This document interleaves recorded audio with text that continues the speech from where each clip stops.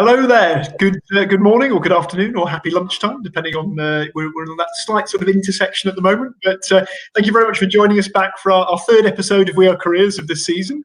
For those of you who are joining us for the first time, my name is Chris Webb. I'm a higher education careers professional and a member of CEIAG, registered career development professional. A bit of a mouthful there for us. And I'm joined as always by my wonderful co-host, Sabir. So Sabir, how are you doing today? How's everything going? Well, we've just been discussing, haven't we, how hot it is today and how much we're enjoying it and how we've got sort of shorts on and the fan going and the windows open. So absolutely loving this glorious weather.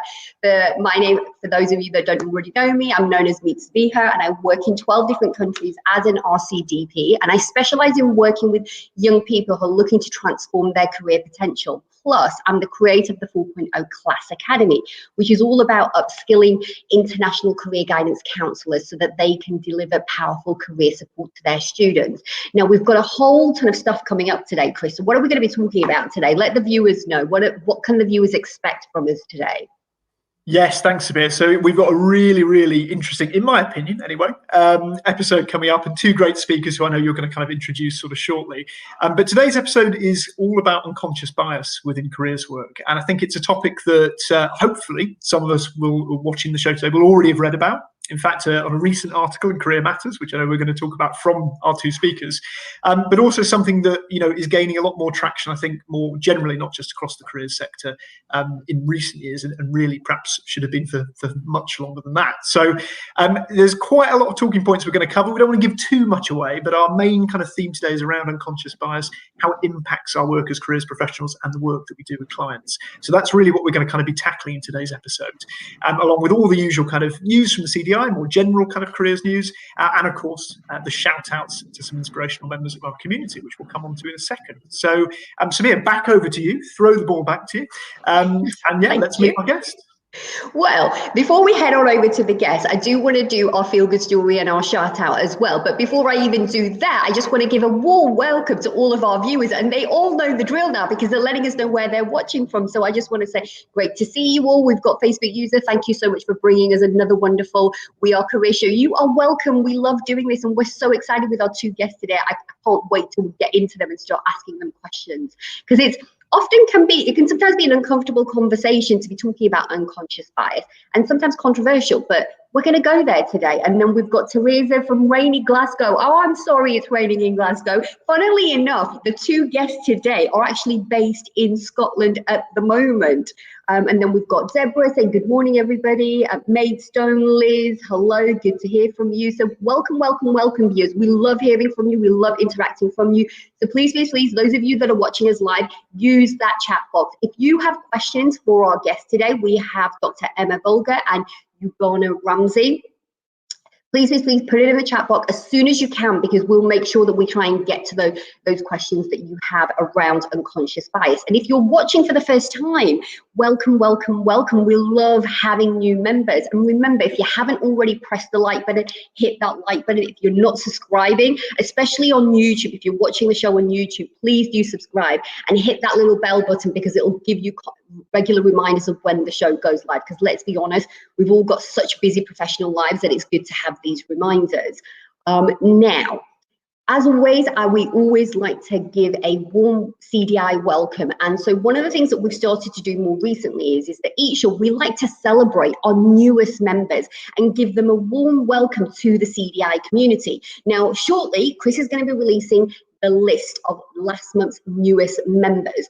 So if you can see your name in that list, please, please, please do introduce yourself and let us know what area of the CI careers professional sort of development work you work in. Now, if perhaps maybe you're watching and you see a fellow colleague or a friend's name in the list, please, please, please tag them so that we can celebrate them becoming members of this amazing CDI community together. Now, as always, we want to hear from you, so let us know who you are. And I just want to say a big warm welcome, and I'm going to say congratulations to all you 15 new members from the previous from the month of May. You did an amazing job by joining this awesome community. So well done and congratulations.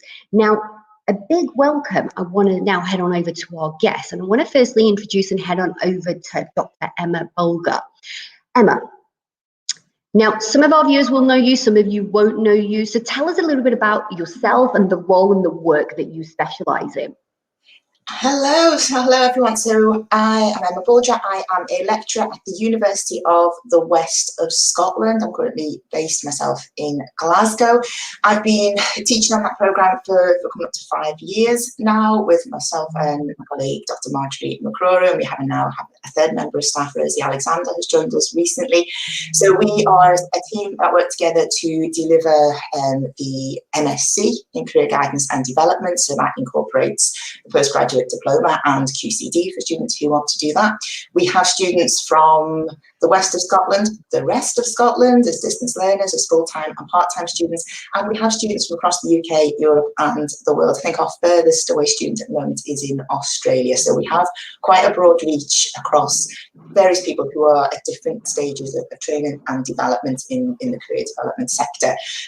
We're just moving on now to starting to encourage more people to study at master's and doctoral level. We have 2 PhDs that I'm supervising from September onwards at UWS, that's specifically on career guidance and development, which some people watching today might have applied for or be interested in applying for. So please do keep a lookout for those kinds of opportunities, as we're really starting to set up now as a centre for research here in Scotland, where we have a really strong and really well-connected careers sector. We have fantastic provision in statutory guidance from Skills Development Scotland, with careers advisors in every school in Scotland. We have, the high street career services. We have fantastic online provision as well here, and we have all the work that freelance careers professionals are undertaking. We have lots of staff in colleges, further education colleges, training providers, lots of highly qualified individuals, many of whom are registered career development professionals with the Career Development Institute as well.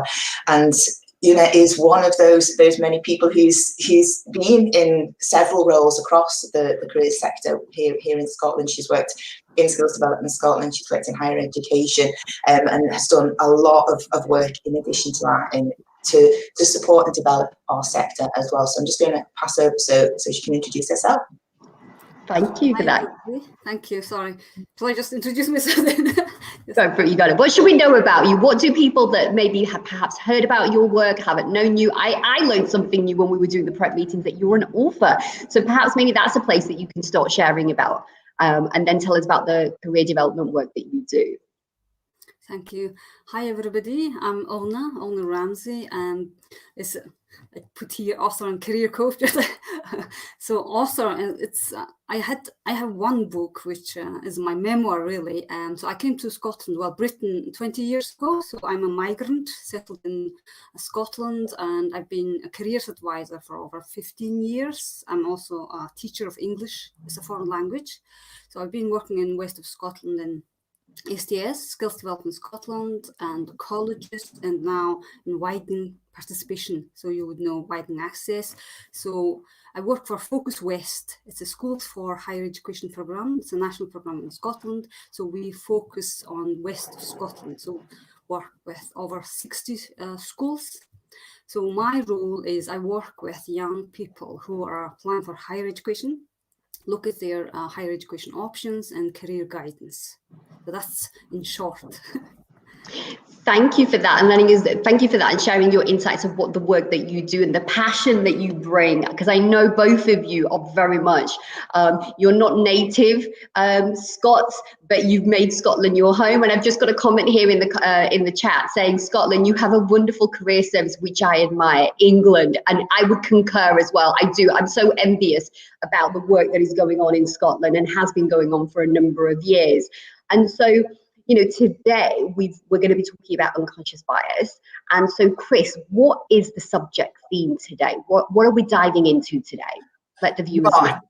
Well, absolutely. No, thanks, Spear. And I think, it's such a big topic, isn't it? When we were talking about this in the pre-show meetings, we were saying, how on earth are we going to fit this all in? And the short answer is probably, we're not going to be able to. So we're going to do our best anyway. So Emma Uuganaa, thanks so much for joining us. And I think, as you know, a number of people will know if they've read the Career Matters article that you kind of contributed, and have maybe seen some of the work that you've both been involved in, will sort of know that you're very vocal advocates for that importance of kind of talking about unconscious bias as part of the work we do as careers professionals. So where do you sort of both feel is kind of the place to start, I guess, in terms of key challenges maybe affecting our sector in relation to unconscious bias? What are some of the things we should be talking about as careers professionals? And perhaps, Eve, I'll come back to you first, Gunnar, if that's okay. Yeah, sure. I think we need to look at strategically, operationally, and individually at ourselves. In Mongolian saying, I'm originally from Mongolia, so I'll use this word. Yeah, so there's a saying that you look after yourself first, and then your family, and then your country. But in our case, I think as careers advisors, we need to look at ourselves first. And if we look at ourselves, we are working in strategic roles, we're working in operational roles, and we are working with clients, and we're also colleagues. So we can work with our colleagues and the network. So through this matter. And also sometimes people think it's an add-on thing, it's a trend.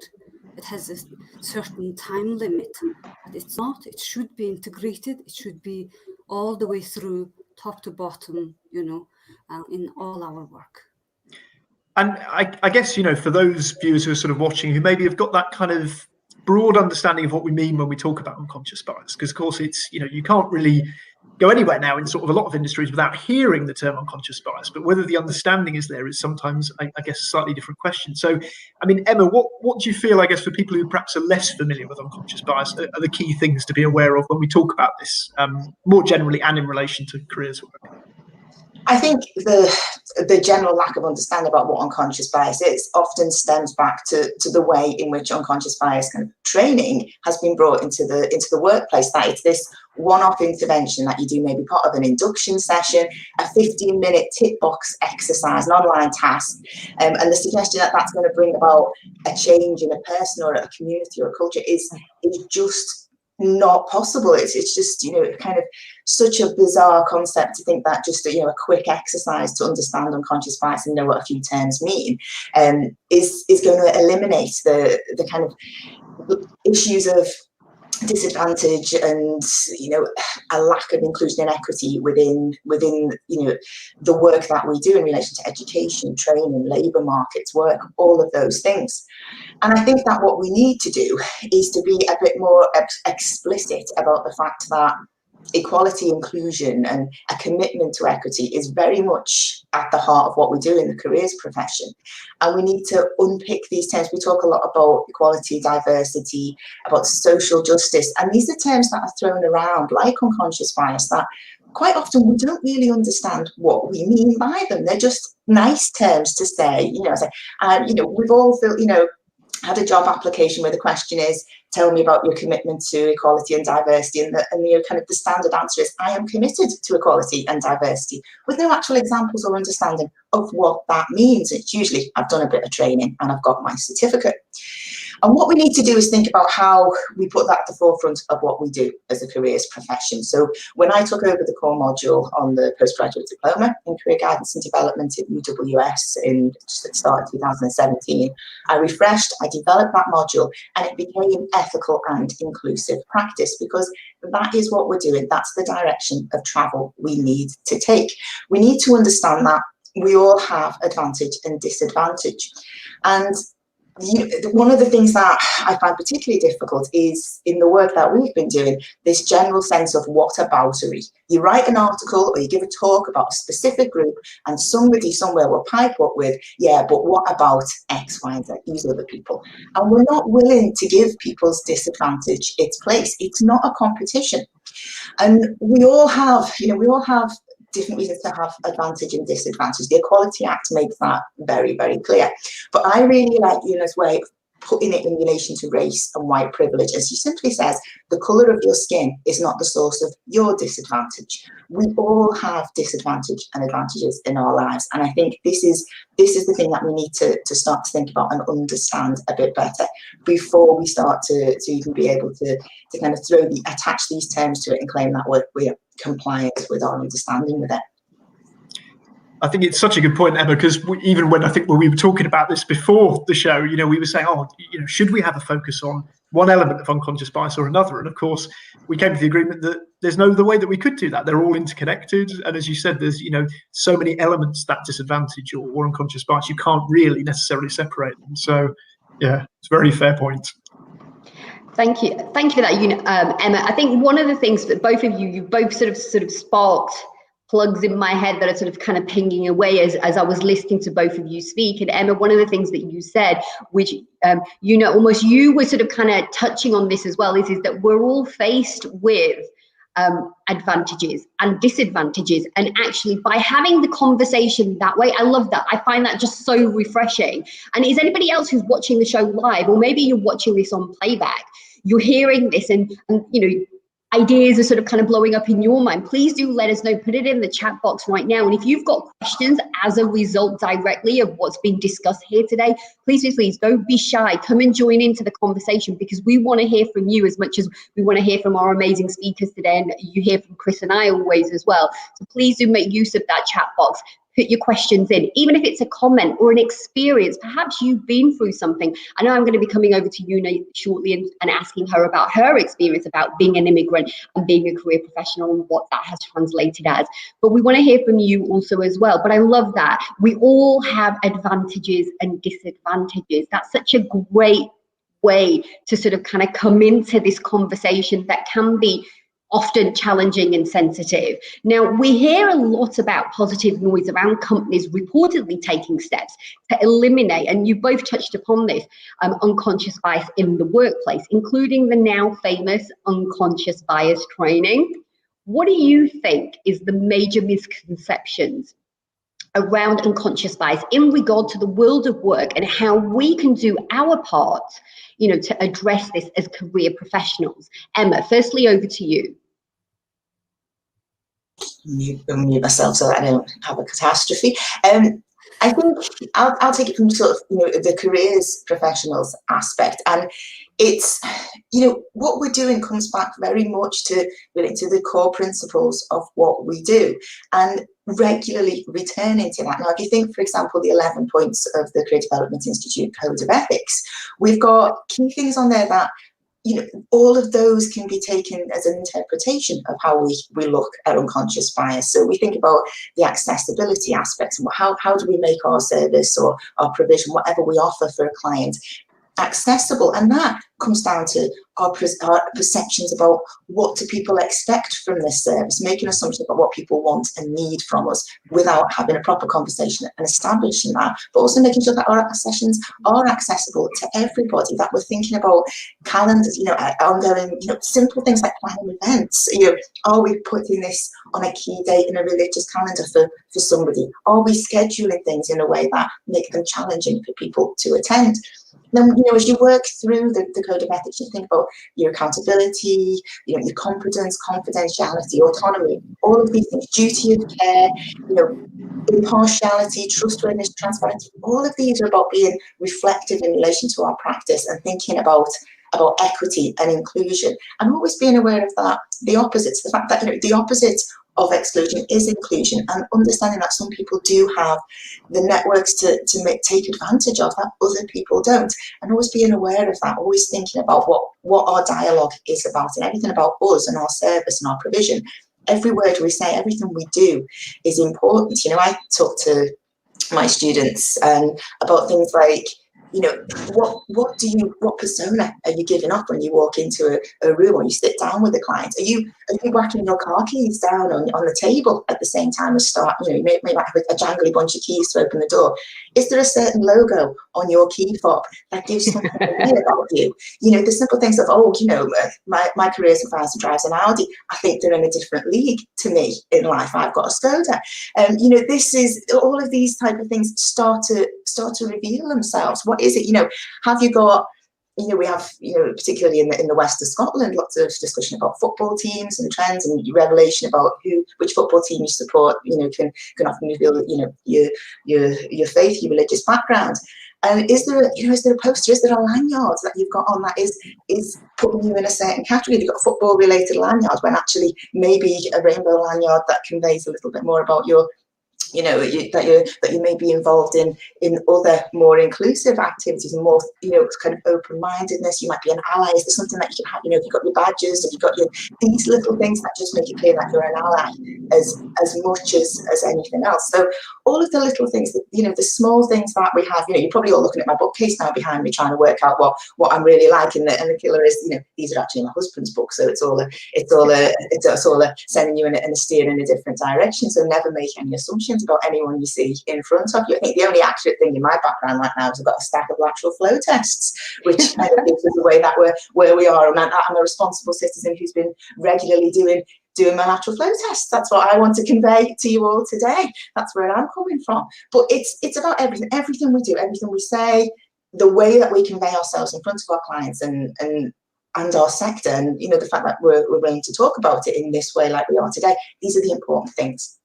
Well, it's so interesting, Emma, that you talk about that. I mean, there's so many things. And one thing that I definitely adore you more for, because you're talking about this today, is the code of ethics of the CDI. And for anybody who isn't using this document, honestly, when I like, it's one of the first documents that I talk about with my clients. You know, it's, if I was working, you know, virtually, obviously most of us are working still virtually at the moment as well. So it's one of the first few documents that I send to my clients, and I say why it's important. So I love that's almost like, you know, we've got this resource as CDI members. Now, if you're watching the show today and you're thinking, hey, I'm not a part of the CDI member, my question to you then is why aren't you? Come and join us, come and meet over, you know, come and be part. I mean, the joining fee is absolutely nominal, but the value that you get things like the CDI code of ethics. And there's going to be another resource that we're going to be releasing exclusively today with part of the show today, as we always do, which is only available to members. So even if you're watching on YouTube and you're not a member and you're thinking, hey, I'm interested, come and have a conversation with the CDI team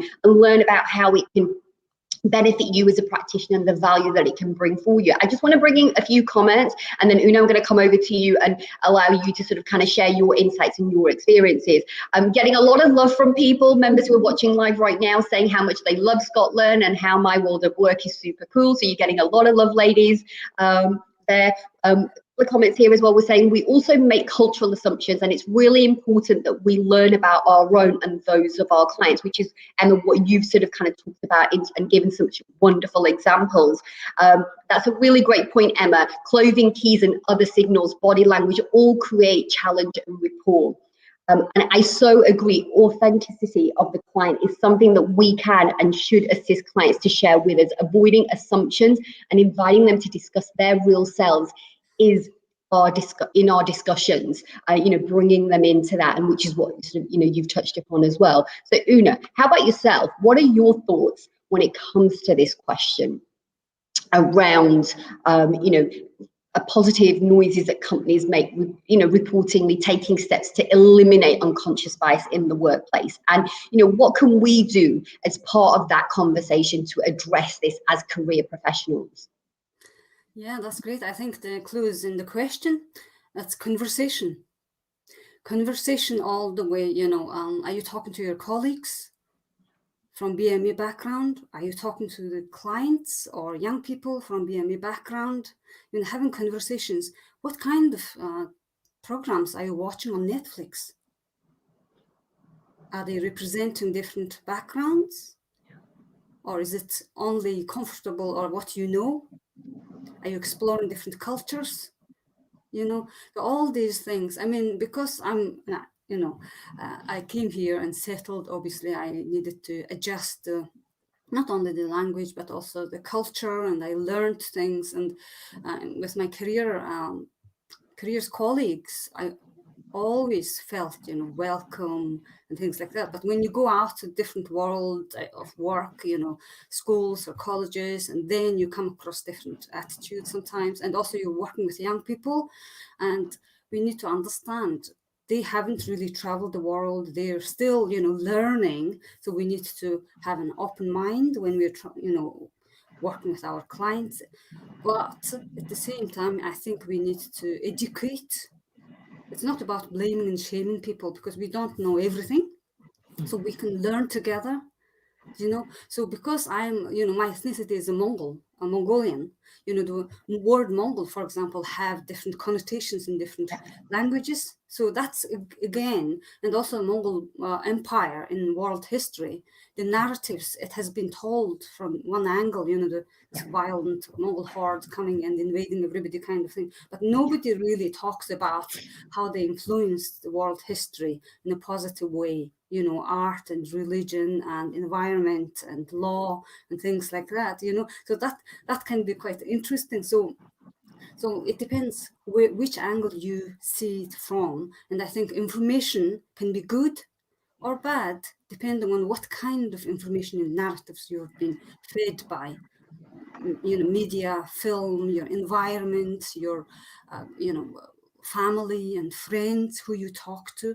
The same as in our colleagues, with our colleagues, for example, if there's, let's talk about like rural school, and they have maybe very few young people from BME backgrounds, let's say, and then the target, now we're coming from strategic and operational level, the target would be more disability or more different, criteria, for example. But you don't just dismiss the BME, for example. It's all intersectional. Do you know what I mean? We need to remember it's all intersectional what we are doing, not saying that, we don't have those in this area, we don't have many those areas, because I've heard these kind of languages, and it can be quite, not inclusive. And speaking of inclusive, and I know you've been practicing for quite some time now, as you said, you did come here as to the UK as an immigrant and had to adjust and find your way. And I know when we were doing the prep show, you shared really, a story that really touched me. And I feel it's really important that our viewers hear about that story as well, because there'll be other professionals, I'm sure, within our community and those who are not still yet members of our community who may resonate with what you have to share. And I remember it was a particular story when you went into a school. So, would you be, can you share some insights of that experience? And also, if you're watching and you're hearing Una's story and you feel, oh my God, that's happened to me, or that happens to me all the time, please do share. If you feel comfortable, please do share that with us. Because as we say, we want to have these conversations. Una said, where do we start? How do we, challenges, how do we solve this? Well, part of the first step is having that conversation. So yes, Una, tell us about that experience that you had as a career professional. Yeah, okay, so I think we need to discuss about being uncomfortable or comfortable, so we need to learn to be comfortable with being uncomfortable, and then we can learn and grow. So these examples might be upsetting for certain people, but also I think it's a good insight as colleagues that what kind of things your colleagues from BME background are coming across. So it would be nice to be more inclusive and understanding as well. So a few things happen, but most of the time I don't notice that I'm different or I look different until somebody points it out. I remember I was doing a group talk, as usually do, and then asking, so what would you like to do? What do you want to do as a career? And then someone said, straight to my face, very close, immigration officer, and that's okay to say, obviously, but at the same time, as Maya Angelou said, it's not what you said, it's not how you said it, it's how you made them feel. So it's the intention or so we need to understand that. And also we are in the, middle of pandemic at the moment. I was called as a coronavirus by a young person in the school. So East Asian, professionals or people from East Asian background are coming across this kind of discrimination. So we need to be all very understanding about these things, not only doing their jobs, but also there are different attitudes coming across as well. Yeah, no, thank you for that. I know that that's a, sort of a story that's very sensitive to you. I know we've got a few more questions that we want to get to. I want to dive in more into that, but I'm going to let Chris go because I know we've got a couple of quick questions and we're already kind of hitting that sort of 12:30 noon mark. So thank you for that, Una. And as I said, everybody keep dropping your comments, keep asking us questions. We'll try and include them. Please do share your experience as well. So Chris, what's sort of going to be our final question for today for our guests? Well, yeah, no, thanks, Sabira, and Una, thanks, for kind of sharing that story. I think, as Sabira says, we'll probably find that resonates with a lot of practitioners, hopefully, and I think speaks really both with what yourself and Emma have been saying around that idea of representation, which I know we sort of spoke about in the kind of prep show meetings, and it, again, could probably be a topic in and of itself, in the sense that we started talking about that idea of representation within the sector in terms of career practitioners. And obviously, we know that within the sector, we have an issue in terms of diversity in a number of different areas. But then, of course, we also led on to what you were saying, around the young people that we're working with or the clients we're working with, whatever age they might be, and not making those assumptions about what they might know or what they might not know, or the life they've lived, or what their understanding might be of kind of people from particular backgrounds. So I think really just to kind of, I guess, tie things together on that front, it'd be really interesting to just get both of your views on, I suppose, representation within the career sector as a whole at the moment, and maybe what we can potentially do as a sector to move forward. So perhaps, Emma, if I start with you, if that's okay. Yeah, I mean, I think the fact that we're talking about this is something that's very, very important. Our sector is, as you said, it's simply not representative of the clients that we work with. We do not represent the general population, and this is something that we really do need to be vocal about. We are often a combination of three things working in our sector, and that's white, female, and generally from fairly privileged backgrounds. And I don't say that flippantly, and I don't include myself as ticking all three of those boxes, which is a perception in itself that I've been happy to counteract. But there are certain expectations when people meet a careers advisor, a careers professional, any capacity. They've got a perception of who we are and where we've come from. We all, we have that kind of unconscious bias in the other direction to have to counteract. The main thing we need to do is we need to let people know that they are needed in our sector. That's the first step. Here in Scotland, we've seen really good progress in widening the diversity of our sector with the introduction of the modern apprenticeship and technical apprenticeships in career development. So they have started to help that shift.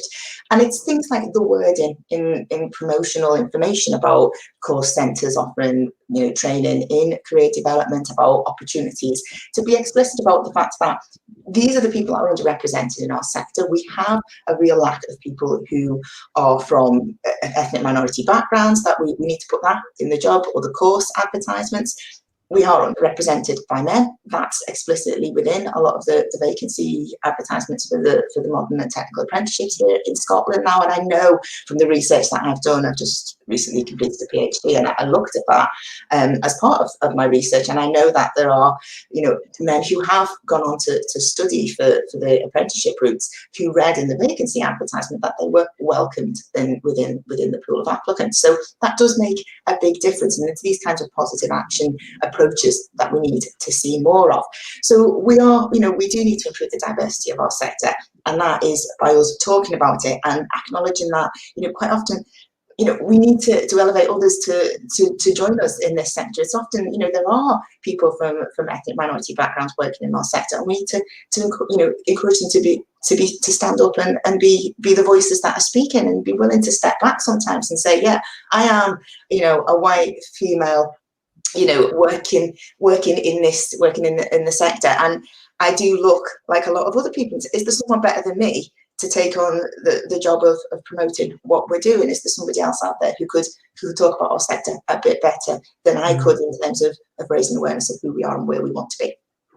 No, thank you, Emma. And Una, I guess for the final word on this from you, something that I think we've spoken about before, which was that idea that sometimes, by the very virtue of being somebody from perhaps a background that's less represented in the sector, it can often feel like you are the only port of call sometimes for some of these things. So is there anything, just I guess as our final word on the topic today, that you'd like to share on that point of view, I suppose, around representation in the sector, but also some of the stuff I guess we've spoken about in the past around perhaps leaning too heavily on certain individuals? And Sabir, this is perhaps something you might want to come in as well afterwards. Yeah, that's right. Sometimes we hear quite often, well, they don't apply for jobs. Well, they don't apply for the courses and things like that. So it feels like we're opening the door and just shouting outside our own door, instead of going to somebody else's, or going to the neighbors, where the community is, where the people are. I think that's the way to have conversations again. Conversation is coming back to So yeah, okay, thank you so much for that. And honestly, I am just kind of backing everything. I've been nodding my head a lot. If anybody's been watching, I'm kind of feel like a bopping my head. And literally because so many, both of you, you've been phenomenal guests today, and you've raised just some, and here's the thing, here's what I'm sort of taking away. These are not particularly difficult things that either Emma or Una are talking about implementing. Right? I mean, conversation. Is that hard to implement? Sometimes maybe, yes, if it's a difficult conversation, but we just have to, as we've been saying, get uncomfortable with being uncomfortable sometimes, and giving our colleagues that space. For me, I was like super excited about doing this show today because of the topics that we were going to be talking about here today. So for me, I just love that I'm blessed to have this platform, and that I'm able to bring amazing guests like today. And I know, I'm just looking at one of the comments that just came in from Sheila Hurd, who's saying, I think funding for training is one barrier, where I see Emma nodding her head that, if we are trying to get representation, our profession that represents the nation of the United Kingdom, then yes, funding, I would imagine, is part of that. And I've just put it, Teresa's just come in just quickly, so I'm going to bring that in, and then Chris, I'm going to head over to you because I'm so conscious of the time. As a young careers advisor back in the late 80s, I did a whole report on career guidance needs of minority ethnic pupils. Why some could not enter certain careers. So here's the thing, here's what I take away from that. Is that we have amazing, phenomenal practitioners here in our community who are doing phenomenal work, including the work that Emma's talked about that she did as part of her PhD, and the work that she does ongoing as an educator, as an academic. And then you have Una talking about her life experiences, as well as bringing in that plethora of experience as an author, as a career coach, and bringing all of that sort of diversity and creating inclusion. I think my favorite phase today is has been around and we all have advantages and disadvantages, and how are we using them? How are we using them to sort of open the door and have greater conversation? Chris, so as we wrap up today's show, what's your final thoughts on the subject? And yeah, where do we leave this conversation? What's next? It's a bit like Jerry Springer, isn't it? I haven't prepared anything inspirational, so I think you've summarised it perfectly, Spear. And I think again that kind of keyword of conversation is what's kind of coming out of it. And I think that idea of being empathetic. I mean, we're seeing a lot at the moment with the England national football team, for example, with the debate around taking the knee, which. Again, there is too much to go into on a 4-minute segment here. But again, a lot of the issues around that, from what many people can see within the media and on social media, is people not listening, and not taking the time to listen. And I think, Emma's made the point as well that if you're someone who doesn't come from a particular position or from a particular background, then yeah, you really have a duty, and all of us have a duty to listen to people who do, and try and get a better understanding, whether it's our clients or kind of colleagues, fellow career practitioners. So I think those are the things that really kind of come out today, is that importance, as Una's mentioned, of conversation, and that importance of, trying to show that empathy, whether it's to our clients or to our kind of colleagues within the careers world. So a lot to kind of go on there, and some kind of positive news just to kick off the news section, which will include in the show resources document, which people may have seen, which is the PhD studentship that's actually being advertised at the moment from CEIAG, University of Derby, which is all around looking at representation within the careers sector. So we've included a link to it on the show resources document. The closing date is tomorrow, which might give you a fairly short turnaround time, but very, very interesting to see kind of how that develops, who ends up taking on that role, and what that research ends up looking like. Because, as we've kind of considered today, it's obviously a really, really valuable area to be kind of continuing to have the conversation about. So we'll come on to that in due course, but Samir, I'll pass straight back over to you for our CDI news before we kind of round things up. Thank you, Chris, for that. And also thank you for our amazing and awesome and informative and inspiring and inspirational guests that we've had today. And of course, you, the viewers who are watching this right now, whether you're watching it live or whether you're watching it in the replay, we couldn't be doing this without you. So we thank you for that as well. As always, the resources doc will be available to members in the Facebook group, which our amazing support team, Liz and Dave, will be releasing shortly after the show in the next few minutes. And so what did I select for the top three highlights this week for the CDI issues, for the CDI top news? Now, there's a whole host of things that are going on. And so my advice always is that if you're wondering what is happening with the CDI, head on over to the website, the link which will be included in the resources doc. Now, we have a wonderful guest today, Una, who is going to be one of the guest speakers on the CDI 2021 National Careers Leaders Conference. It's now open for booking. It's the 4th annual event that's been organised by the CDI and CEIAG, which is at the University of Derby, and it's got 3 high-profile themes, which include inclusivity, continuity, and creative professional practice. So if you have enjoyed hearing from our speakers, by the way, you can contact both of Una and Emma on social media, and their links are going to be included in the resources document. Now, across the 2 days of the CDI will be hosting 4 keynote speakers, which include Sir John Holman, Nicola Hall, Education Director of Careers and Enterprise Company, Gideon Olamani, an international expert in models of multicultural career guidance, and Uuganaa Ramsay, co-author of Addressing Unconscious Bias and White Privilege in Career Guidance Practice. Number 2, the CDI Northwest Regional Meeting is taking place today at 4 p.m. So if you're from the Northwest, you'll be happy to hear that you're going to be hearing from guest speaker Carolyn Parry. Now, there are a whole host of regional meetings that take place, and that information you will find in the resources doc link, but also if you head on straight over to the website, you'll find a list, and they're also free to attend. And then finally, you've heard me talk about this, and you're probably going to hear me talk about this more over the coming months, the new career development framework. Yay! The new framework, which was launched back in April, is now available. And you won't believe the amount of resources that we have available too as CDI members. I mean, there's a 2-page poster highlighting the 6 learning areas of each key stage. There's a 1-page handout of the framework that you can use with your clients and learners. There's a 12-page guide to the framework for career practitioners. There's a 24-page book for secondary schools. So if you're working in secondary schools, focused on how you can use the framework to support your learners and enhance their career provision for key stage 3 and post 16. And there's also a detailed paper explaining the development of the framework. All of these resources available on the website, and we'll also signpost them on to the resources document as well. Plus, I've included some additional bonus information that you'll find on the resources document, so please do make sure that you download. But Chris, over to you. What are your top 3 non-CDI news this week?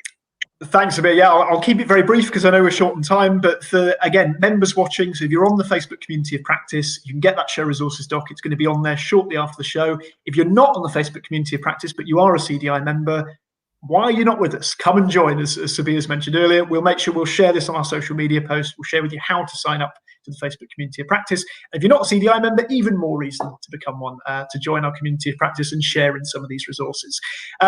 3 kind of quite interesting, quite different news stories sort of before we finish that we'll include in the general news, along with a number of other resources.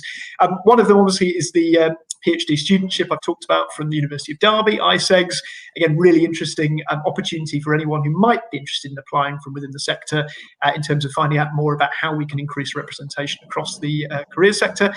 The second one that I've got is actually quite an interesting one. It's an open letter to the Pew Research Centre about generational labels. So that in itself doesn't really give very much away, but essentially it's kind of like an open petition suggesting that we, for kind of research purposes, potentially amend or even get rid of this idea of generational labels like millennial, Gen Z, Gen X, because actually the evidence to go with them is pretty scant in terms of them being very kind of binary. Yes, people fit into these nice little boxes. It was shared by Michael Healy, one of our careers colleagues in Australia, via Twitter, but included it on the show resources document. It's a really, really interesting open letter, definitely quite thought-provoking in terms of how we use those generational labels. And the final one, also around labels, is about some interesting developments in terms of higher education. And this is to do with kind of the metric that measures graduate outcomes, so destinations for graduates. So the Higher Education Statistics Agency is starting to look at 3 of the questions that are currently in the Graduate Outcomes Survey that are more around meaningfulness of work and decent work. And they're hoping to use that as part of one of the metrics moving forward alongside things like salary, which is a really, really important development because for too long it's been very much built around graduate work is you must have this salary, you must be earning this much money. And of course, all of us know that's work meaningful for us. So with that in mind, that's a really good one to kind of keep an eye on as well. So all of that you'll find in the show resources document.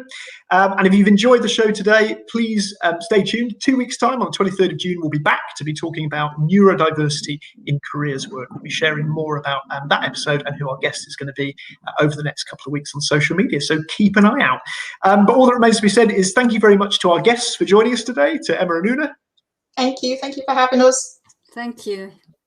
Thanks to Sabia, as always, for being a wonderful co-host. You're welcome. Love the show. Thank you so much. And thanks to everybody watching. I hope you have a great week, and we'll see you in a fortnight's time. Goodbye. Bye.